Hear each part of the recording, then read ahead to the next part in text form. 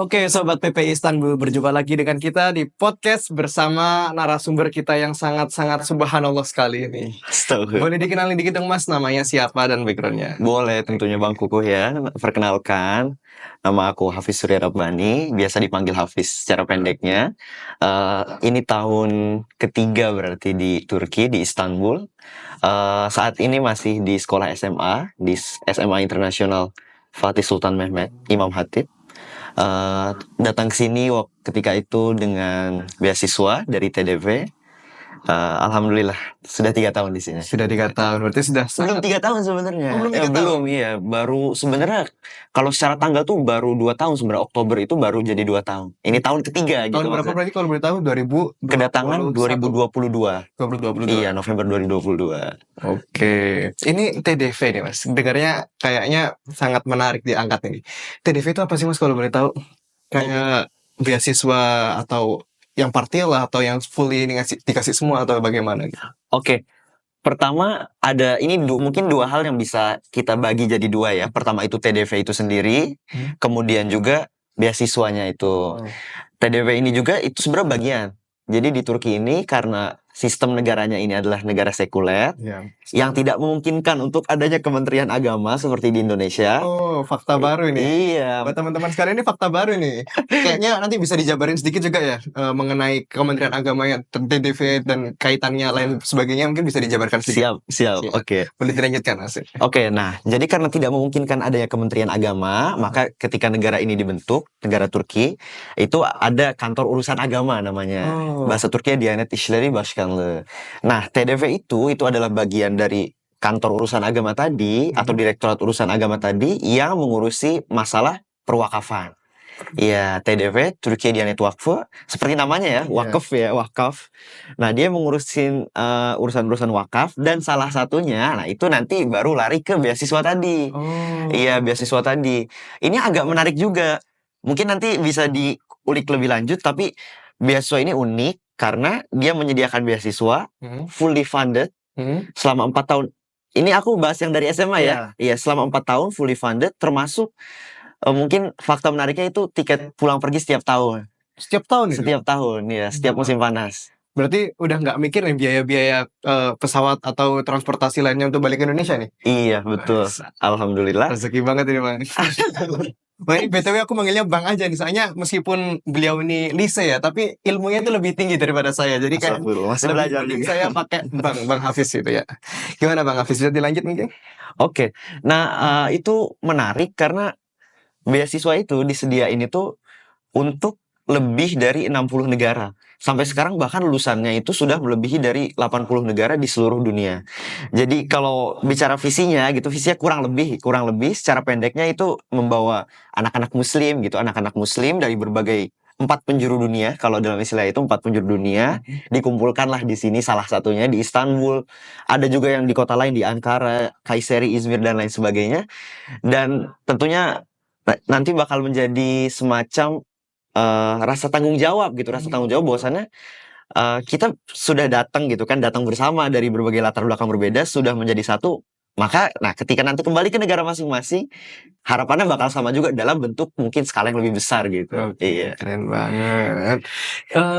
Dengar-dengar ini masih SMA kan Mas ya? Betul. Terus saya sempat baca-baca sedikit tentang Bang Hafiz ini. Ada beberapa kegiatan-kegiatan yang subhanallah banget ini. Saya saja yang udah kuliah, saya kayak terkagum-kagum. Namanya Model United Nations sih Mas. Model United Nations tuh kayak gimana sih Mas? Apa dia kayak forum United Nations yang ada di Amerika sana atau bagaimana? Kegiatannya seperti apa? Terus teman-teman untuk startnya bagaimana itu bisa dijelasin dong Mas? Kayak kita penasaran banget ya. Oke. Pertama kita coba ambil ke garis yang lebih besar dulu ya. MUN itu sendiri gitu, Model United Nations itu sendiri itu kegiatannya kayak gimana, lahirnya seperti apa gitu. Jadi Model United Nations ini secara garis umum ya, secara garis besar, secara umum ini itu kegiatan untuk mensimulasikan mekanisme sidang ataupun rapat yang ada di Persatuan Bangsa-Bangsa PBB di New York sana. Dan itu biasanya itu dilakukan, itu terbagi tuh. Biasanya di dalam MUN itu nanti ada berbagai komitenya kan. Komitenya ada Dewan Keamanan, ada komite yang untuk lingkungan, ada komite untuk hak-hak perempuan dan lain sebagainya. Nah, jadi MUN ini secara garis besar ya dia program sebenarnya untuk edukasi. Tujuannya itu untuk edukasi bagaimana terutama para pelajar ini kan, para pelajar ini pasti mereka punya pemikiran gitu, pasti mereka ini punya sudut pandang tentang ya dunia ini sekarang gitu kan, hal-hal yang terjadi gitu kan, atau isu-isu eh Isu global gitu ya. iya, isu-isu global, betul. Update-update kan Iya. tiap hari kan di mungkin di dunia maya atau di internet dan lain sebagainya kan itu pasti keluar kan setiap hari baca ada kejadian baru, ada isu baru gitu kan. Nah, tentu punya itu dan bagaimana cara untuk mengantarkan nah tadi informasi itu ataupun kesadaran tadi itu coba nih kita taruh ke meja gitu kan, kita bahas bersama walaupun ya memang tadi tujuan utamanya adalah edukasi.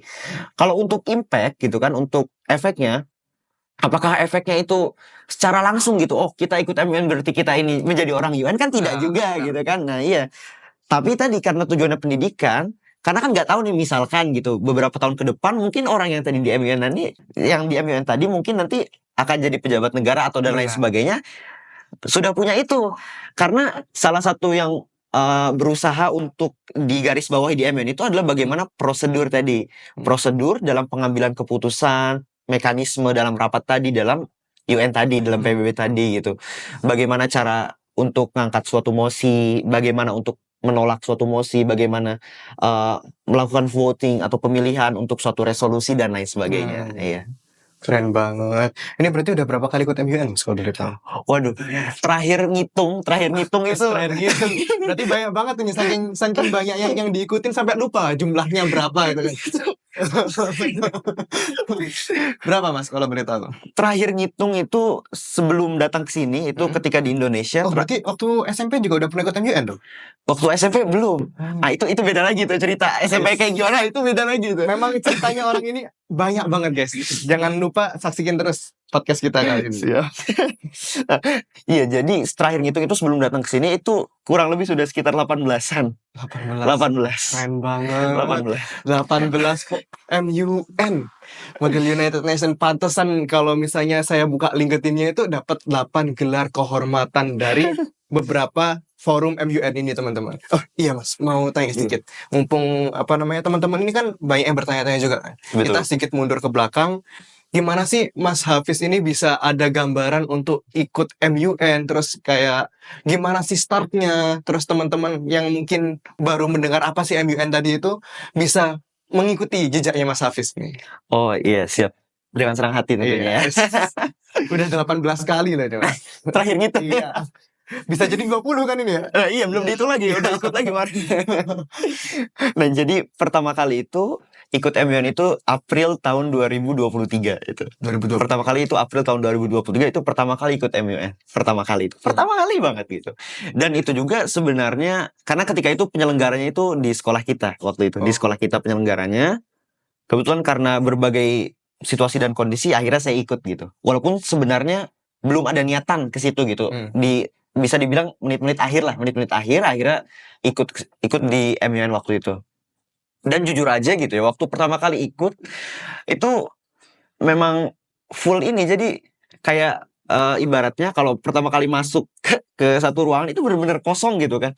Karena memang secara ini juga menit-menit akhir beneran. Kayak umpamanya gitu, besok ini acaranya itu sekitar sehari sebelumnya itu baru benar-benar ada kepastian itu, oh bakal ikut gitu. Dan ketika itu materinya juga lumayan berat gitu tentang ekonomi ketika itu. Tentang ekonomi dan perannya juga ketika itu lumayan berat. Nah, jadi ketika pertama itu memang bener-bener itu rata-rata MUN itu 3 hari atau 4 hari biasanya. Ada yang 2 hari juga, tapi secara umum itu 3 hari atau 4 hari. Itu jujur aja itu selama 3 hari pertama itu, 3 hari pertama di MUN pertama itu benar-benar seperti ini aja. Bahkan ingat itu dalam mosi-mosi itu cuman ketika itu ngomong itu 2 kali saja.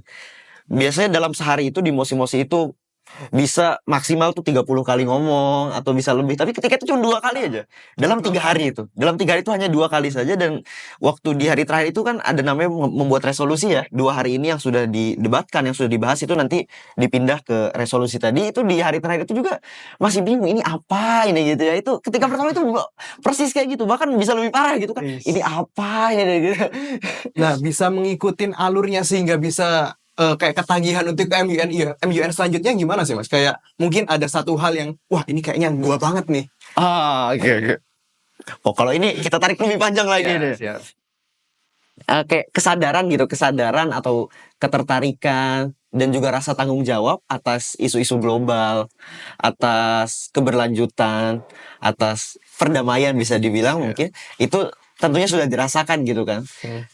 Kayak contohnya gitu ketika masih sebelum SMP gitu, masa-masa SD juga ya aku inget aja gitu kan waktu itu tuh ya udah seneng aja gitu kalau bersinggungan dengan isu-isu global, dengan isu-isu politik baik nasional ataupun internasional itu sudah memang ada kaif ada kesenangan tersendiri lah, kepuasan tersendiri Udah gitu. tertanam dalam jiwanya gitu. Ya, Mengenai dunia perpolitikan, terus bagaimana tentang problematika internasional itu udah ada tertanam di dalam jiwa Mas Hafiz itu ya. kurang lebih seperti itu dan masih belajar juga sampai sekarang gitu kan, masih berusaha untuk dikembangkan juga. Dan ketika itu ya sadar aja gitu kan, walaupun MUN pertama tadi itu secara zahirnya mungkin ya, secara zahirnya itu mungkin ya bener-bener full untuk ini aja, untuk membangunkan diri aja gitu, bahwasannya punya sesuatu dan ada caranya loh gitu kan untuk mengembangkan itu, untuk istilah untuk memoles itulah gitu kan, ada path-nya gitu, ada langkahnya gitu bisa dilakukan. Dan sekarang gitu kan sebelumnya tidak pernah terpikir juga gitu kan. Dan MUN berikutnya itu jaraknya cukup panjang. April 2023 itu MUN pertama, MUN kedua itu ketika itu Oktober 2023. Jadi jaraknya lumayan lama itu kan, jaraknya lumayan lama.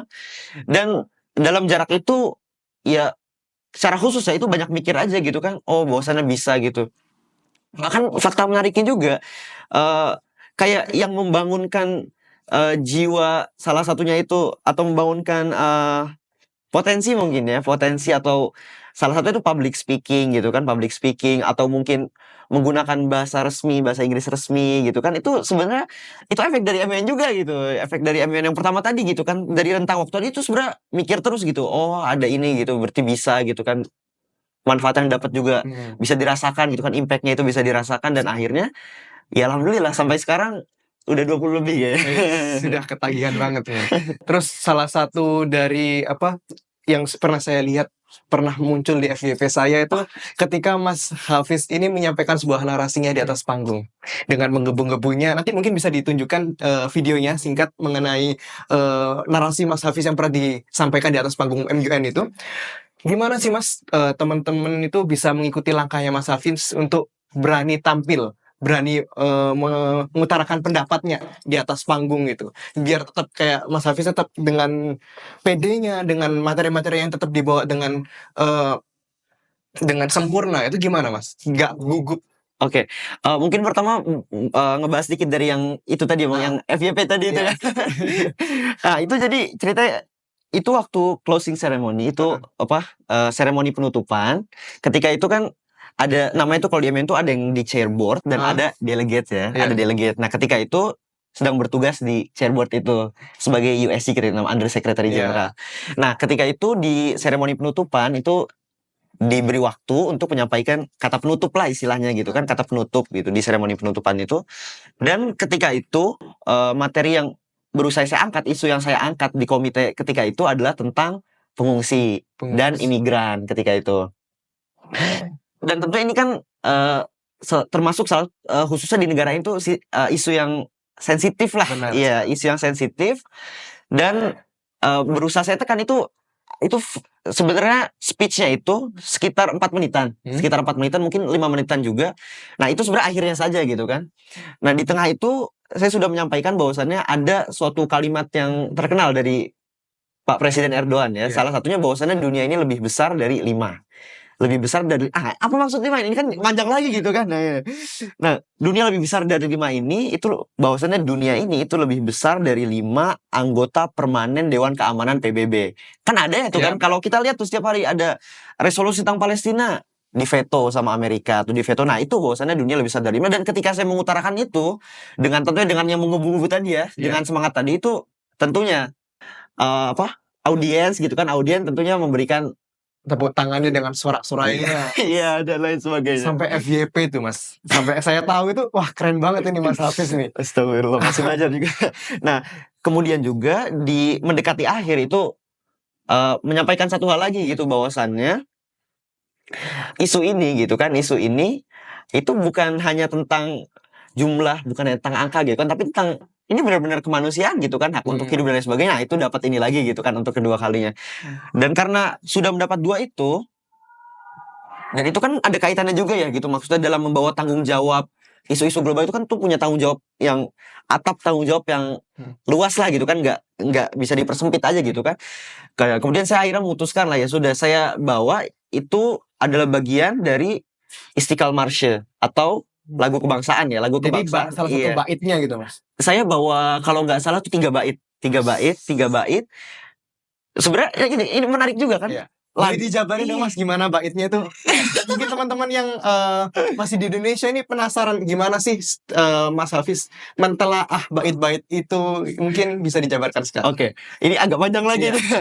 Sebenarnya kan kalau Istiqlal Marche itu di Turki itu kan bisa dibilang ada 2 kategori ya. Itu satu teks tapi 2 kategori. Dia bisa jadi lagu kebangsaan, di sisi lain juga dia jadi syair gitu, syair nasional gitu kan, syair nasional. Nah, 3 bait yang saya berusaha bawa itu kurang lebih menyatakan bahwasannya kita yang berpegang pada nilai-nilai yang hak, nilai kebenaran itu, bahwasannya kita ini sudah merdeka semenjak kita memegang nilai hak itu. Karena kan selama ini kan diomongin ya bahwasannya ya orang yang memegang nilai tertentu itu bukan orang yang bebas gitu kan, tertekan dan sebagainya, tapi enggak. Kita ini karena memegang nilai yang hak, maka kita ini orang yang merdeka. Nambah lagi, kalau ada yang berusaha istilah itu mendikte kami atau berusaha memaksa kami melakukan sesuatu, kami tidak akan itu karena kami sudah memegang nilai yang hak gitu kan. Itu bait yang ketika itu sebenarnya bait ketiga, tapi ketika itu saya letakkan di pertama gitu, saya baca pertama. Dan kemudian itu bait-bait yang isinya itu ya nilai-nilai ini sih, nilai-nilai perjuangan gitu kan, nilai-nilai bahwasannya kesetaraan itu ya ada pada nilai yang hak gitu kan, bukan ada pada nilai yang batil dan lain sebagainya. Nah, itu yang menjadi salah satu kenapa mendapat respon yang tanda kutip meriah ya dari ketika itu salah satunya itu. Nah, tadi pertanyaannya gimana ya? Pertanyaannya kenapa sih, gimana sih teman-teman, Oh iya. kita kembali ke awal lagi ya Mas. Iya. Gimana teman-teman bisa mengikuti langkah Mas Hafiz nih? Tadi kan juga sempat dijelasin nih, Mas Hafiz bisa mentelaah makna dari bait-bait lagu kemerdekaan Turki, dan itu tuh sebuah hal yang subhanallah banget Mas. Karena di usia Mas Hafiz yang sekarang dan masih SMA nih loh Mas, udah bisa mentelaah hal tersebut tuh subhanallah banget. Dan teman-teman nih pasti penasaran gimana sih bisa caranya kepikiran sampai kayak gitu gitu. Iya.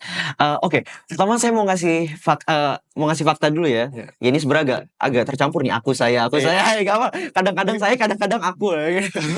Karena sudah pakai band biasanya. Iya, betul. Nah, itu sebenarnya 3 tahun ketika SMP itu, atau bisa dibilang secara singkat masa SMP lah. Masa SMP ketika itu juga sebenarnya tidak pernah terpikir bahwasannya ya akan menjadi saya yang sekarang ya, menjadi aku yang sekarang gitu. Ketika itu tidak terpikir karena ya singkatnya lah, ketika itu SMP itu memang menghabiskan waktu atau menempuh pendidikannya itu di pondok pesantren gitu kan.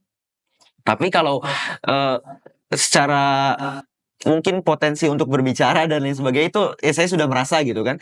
Tapi benar-benar terbangun untuk ya benar berada di lingkungan ataupun di atmosfer yang auditorium atau itu benar-benar bangkit itu setelah MN. Bahkan kalau boleh jujur itu mungkin 2 bulan juga, maaf gitu, 2 tahun juga belum gitu. 2 tahun yang lalu itu masih seperti sesuatu yang tertimbun aja gitu kan, sesuatu yang tertimbun, tapi ya sudah akhirnya alhamdulillah gitu bisa bangkit. Nah, kalau langkahnya ya aku yakin lah gitu kan, setiap orang juga pasti punya potensi. Tapi kalau untuk khusus hal ini gitu kan istilahnya itu ya public speaking ataupun berbicara, kemudian juga menyampaikan pendapat gitu kan.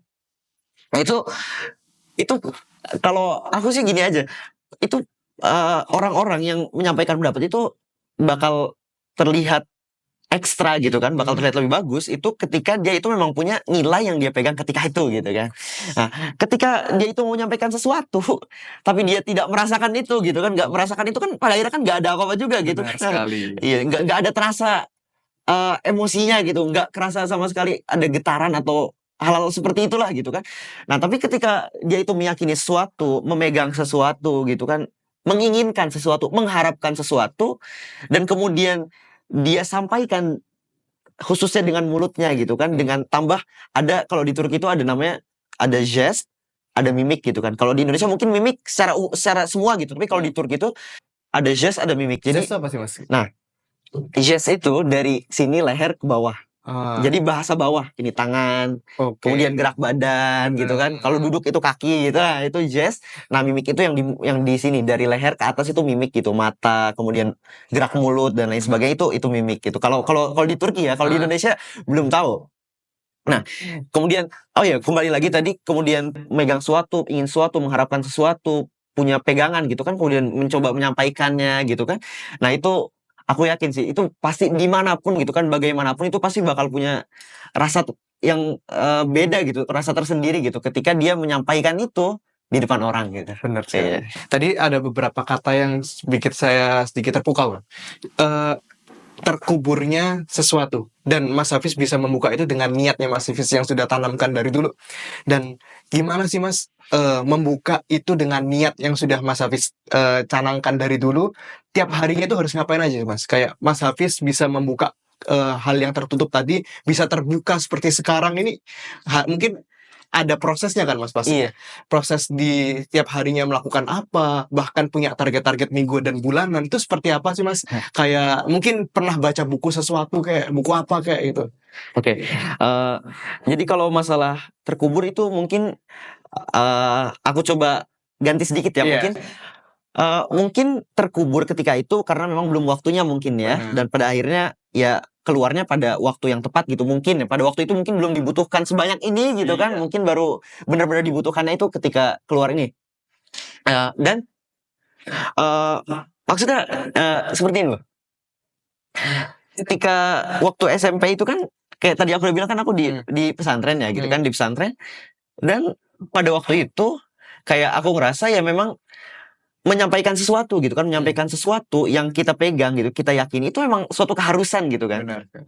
Mungkin konteksnya bisa sedikit bergeser gitu kan, atau melebar mungkin ya, konteksnya bisa melebar. Namun di pondok ketika itu memang ya terlatih untuk menyampaikan sesuatu, terlatih untuk membicarakan sesuatu, terlatih untuk ya bahasa kasarnya gitu kalau di pondok mungkin ada kata ceramah. Benar. Iya, ceramah atau apa gitu ya. Kayak latihan khutbah juga seperti itu kan? Iya, khitobah, muhadharah dan lain Iya. sebagainya.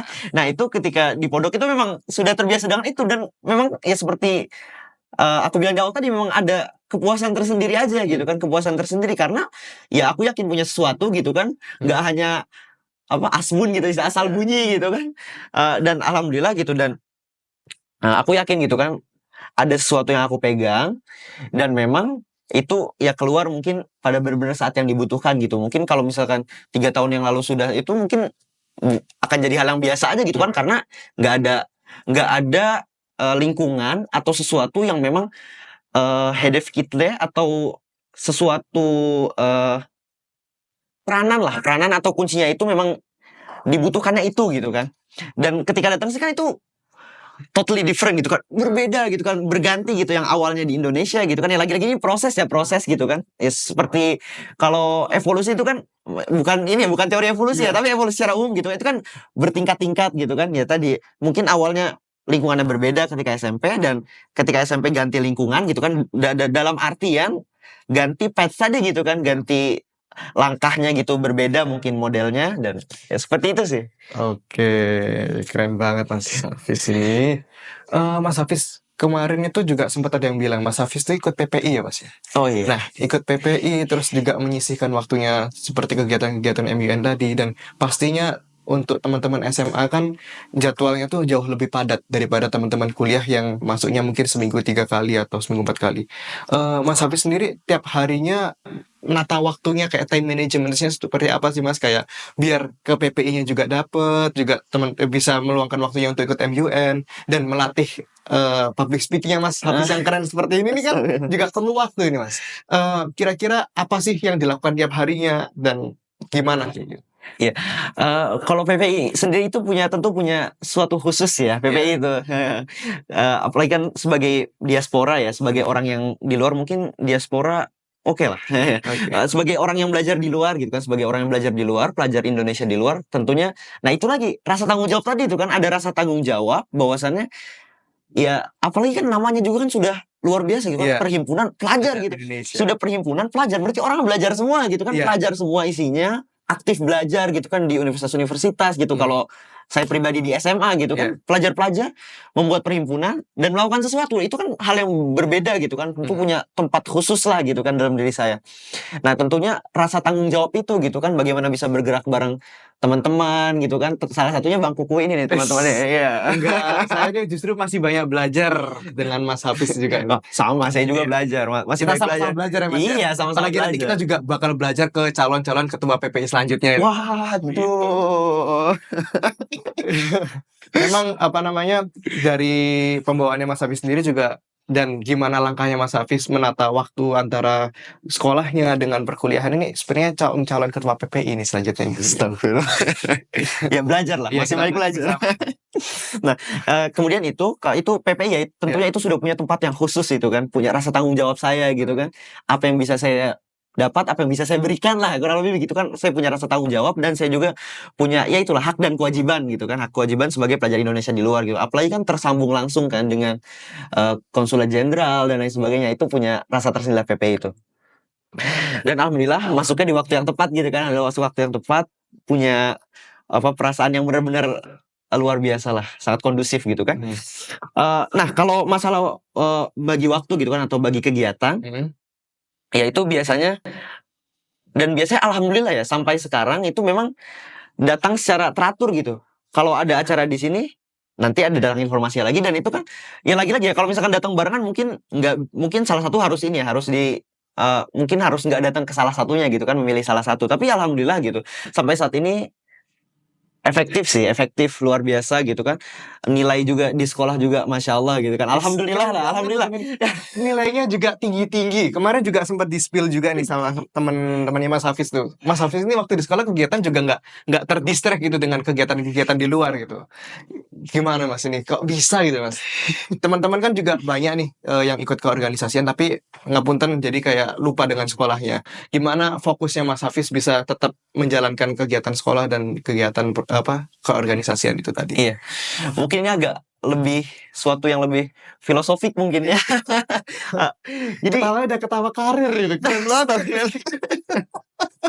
udah nggak tahu lagi, saya ini udah bau banget ini narasumber kita kali ini. Kalau nggak nonton sampai akhir ini parah banget teman-teman. Gimana Mas Hafiz dilanjutin dong? Hal yang lebih filosofik ya gitu. hal yang lebih filosofik salah satunya, dan yang saya yakini itu kan sampai saat ini masih bertahan, dan saya berharap juga ke depannya sampai akhir hidup juga bakal seperti itu gitu. Ada ya tadi satu rasa tanggung jawab tadi gitu kan, rasa tanggung jawab dalam artian, ya ini lagi-lagi hal yang filosofik sekali gitu kan. Saya sebagai pribadi gitu kan, sebagai Hafiz Surya Rabbani gitu, sudah terlahir gitu kan, sudah terlahir. Ditambah lagi setelah terlahir kan banyak kondisi-kondisi yang istilahnya itu mengisi diri saya nih gitu kan, mengisi diri saya. Hari ini saya ini datang ke sini gitu kan, besok beda lagi, besok ada ujian dan lain sebagainya. By the way besok ujian ini, besok hari ujian. Keren banget loh. Besok mau ujian masih menyempatkan waktu buat kita nih, buat sharing-sharing gitu. Ya makan tadi PPI itu punya tempat khusus gitu. Iya, itu banget calon-calon ketua nih. Astagfirullah. Nah iya tadi, jadi ada kejadian-kejadian gitu kan yang mengisi diri saya ini, dan akhirnya tentu saya punya kewajiban dong, punya tanggung jawab dong gitu kan, punya tanggung jawab. Terlebih, nah ini skala beda-beda gitu kan, dengan sama pelajar gitu kan, kita punya kewajiban untuk berjalan bersama gitu kan. Apalagi ya keadaannya berbeda-beda, namun bisa berada dalam satu tempat gitu kan, berjalan bersama gitu, itu hal yang beda. Kemudian di sekolah juga gitu kan, di sekolah ini justru keberadaan saya di sini itu kan, di Istanbul di Turki ini kan yang pertama gitu kan, kayak reason atau alasan keberadaan saya pertama ini gitu kan, ya takdir Allah gitu, Allah Subhanahu wa taala, dan kemudian kan melalui jalur istilah pelajar gitu, sebagai pelajar lah, jalur pendidikan gitu kan. Saya mendapat beasiswa dan kemudian alhamdulillah datang ke Istanbul, ke Fatih gitu kan, di kota tua gitu. Alhamdulillah masya Allah gitu. Nah itu sebagai reason atau alasan pertama gitu kan, alasan pertama sebab saya ada di sini, maka itu dari awal sudah pasti dipegang secara erat lah gitu kan. Nah, ini pendidikan ini nomor satu gitu kan, nomor satu pasti itu selalu kayak gitu. Dan di dalam sekolah itu kan tentunya kan, dan saya bersyukur ya alhamdulillah itu di sekolah itu bukan hanya pelajaran selesai ganti ke pelajaran lain kan alhamdulillah enggak juga gitu kan, benar-benar di dalam ruang kelas itu benar-benar bisa mengungkapkan perasaan gitu kan, bisa bahkan berdebat gitu kan, bahkan bisa sedikit mungkin agak berapi-api juga gitu kan kalau ketika berdiskusi sama teman dan lain sebagainya itu, dan lain sebagainya. Tambah di kalau sekolah tuh ada klub kan, ada klub, ada namanya Düşünce Klubu atau klub, ya bahasa bahasa pendeknya mungkin klub inilah, klub literatur ya, klub literatur dan pemikiran, ada klub lain-lain gitu. Dan alhamdulillah aktif di sana juga gitu kan, aktif bersama guru-guru yang berapi-api juga gitu kan, setiap hari bertukar pikiran gitu kan, ya sedikit berdebat dan lain sebagainya, bukan sedikit sih, banyak banget berdiskusi lah gitu, berdiskusi gitu. Dan alhamdulillah itu lagi-lagi ya itu malah jadi melebar gitu kan, ya saya percaya gitu kan, ya Allah pasti ngasih jalan gitu, pasti bakal membuka jalan ketika ada kemauan gitu kan, dan ketika ya tadi ada rasa tanggung jawab tadi gitu kan, berusaha untuk melakukan tanggung jawab tadi gitu. Jadi tanggung jawab itulah yang mengunci Mas Hafiz untuk membagi fokusnya itu. Jadi nggak sampai melebar ke salah satu gitu kan ya Mas? Iya betul. Jadi ada rasa tanggung jawab gitu. Iya, nah itu benar. Jadi ada sebagai pelajar, ada sebagai pribadi, Hafiz Saudara Bani ada juga, sebagai mungkin orang di PPI gitu kan, anggota BPH PPI ada juga gitu, sebagai warga Istanbul secara luas ada juga, sebagai muslim ada lagi, sebagai orang yang tinggal di Turki ada lagi itu kan, dan lain itu. Ada kolomnya masing-masing berarti ya Mas? Nah iya benar. Tuh. Oke, tadi kan kata-katanya juga sudah banyak memotivasi kita Mas sebenarnya. Kayak beberapa caranya Mas Hafiz bisa di titik sekarang, gimana caranya Mas Hafiz bisa memberikan fokusnya kepada yang PPI lah, terus gimana cara menitih karir di MUN lah, dan gimana caranya tadi juga sempat bahas juga kan bagaimana TDV itu subhanallah banget buat kita semua Mas. Mungkin ada dong Mas sedikit kata-kata buat teman-teman baru dan bahkan ya teman-teman yang mau datang ke Turki, gimana sih bisa caranya menitih karir, bahkan menitih pendidikan yang nanti di Turki, dan gimana caranya bisa ada di titik Mas Hafiz sekarang itu. Oke, ini mungkin kata-kata yang keluar ya setelah ya tadi kan ada fase SMP, kemudian awal-awal masa tahun kemarin dan sampai sekarang itu coba ini mengeluarkan satu kata-kata bahwasannya kenikmatan itu atau rasa kelezatan itu ketika kita bisa bergabung atau berkumpul dengan sesuatu yang kita cintai. Ini kenapa saya berbicara seperti ini? Karena jujur saja gitu kan, dari sebelum masa SD bahkan gitu kan, dulu sudah terpikir Turki gitu kan, sudah terpikir Turki. Dan ketika itu lebih khusus gitu kan, tentang Utsmani atau tentang tokoh tertentu gitu kan, Sultan Muhammad Al-Fatih dan lain-lain, itu ketika itu memang sudah masuk, kalau orang Turki bilang itu masuk ke bawah akal gitu. Bawah akal tuh dalam artian itu membentuk sesuatu kesadaran gitu kan, bahkan lebih dari kesadaran.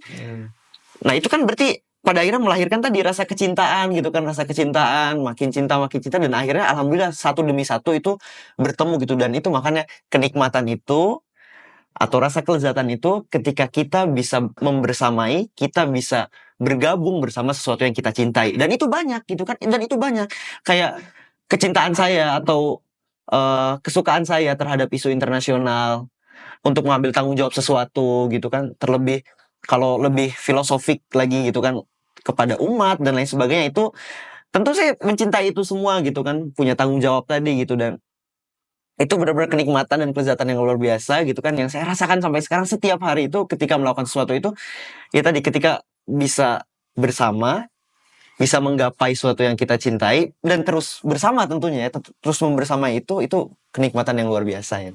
Oke, kuncinya adalah mencintai, dan dengan mencintai itu kita bisa merasakan kenikmatan dari apa yang kita jalani gitu ya Mas. Betul.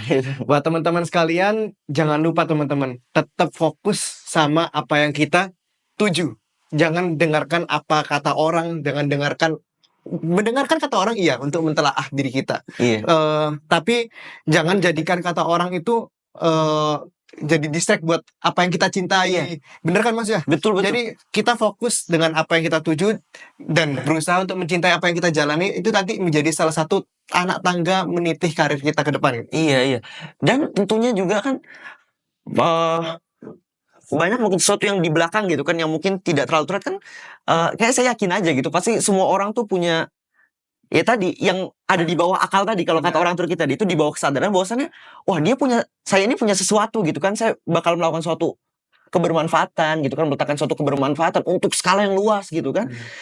Dan tentunya ya benar tadi gitu kan untuk tujuan tapi bukan dalam artian bahwasannya menolak untuk mencoba hal baru Benar. gitu kan iya. Punya sesuatu dan tentunya nah itu makanya tadi kayak perlunya ada pembagian tadi itu kan bagian blok-blok tadi itu ada yang ini sudah sabit gitu kalau orang Turki sudah tetap gitulah sudah tetap kemudian di samping ada waktu untuk mencoba ada waktu Benar untuk belajar terus untuk mengambil wawasan dan lain sebagainya itu kalau dijalankan bersama insya Allah. Masya Allah, ini kayaknya kita podcast cuma 40 menit ini nggak cukup. Kayaknya kita harus ngobrol lebih lanjut. Untuk teman-teman sekalian, nanti yang mungkin mau sharing-sharing session juga sama Mas Hafiz ini. Mas Hafiz ini orangnya sangat terbuka banget. Mungkin Mas Hafiz bisa, sharing Instagramnya mungkin kalau teman-teman anak baru dan mungkin anak yang mau datang ke Turki gitu. Mau tanya-tanya seputar hal-hal yang tadi udah Mas Hafiz jelaskan di podcast ini. Boleh dong Mas dibagi Instagramnya gitu.